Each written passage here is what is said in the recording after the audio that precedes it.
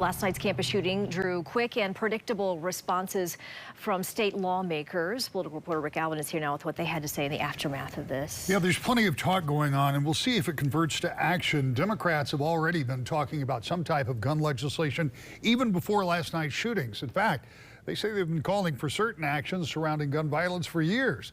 But the then Republican majority ignored the issue, according to Democratic Senate Majority Leader Winnie Brinks.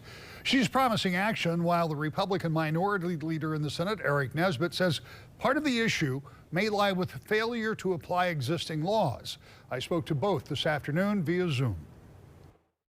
I know you don't have specifics, but to the degree that you can you talk about what legislative solution that you would have that could have prevented what happened last night? We don't know about the details of yesterday in order to answer your specific question, Rick, but we do know that there are things that we can do legislatively that have broad support among our constituents, both Democrats and Republicans, as well as gun owners and non-gun owners. So there are things that we can do to prevent gun violence, and we simply cannot have a legislature that continues to ignore those issues. And under our leadership, we will not have a legislature that ignores this conversation. I do think that we need to get all the facts on this case, we must focus on really confronting the threats and stopping those who want to carry out these horrific crimes. And that starts with enforcing laws we already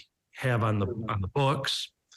And it appears that this man had previous felony firearm charges that if he would have been convicted instead of pled down, that we would have prohibited from him even owning a handgun.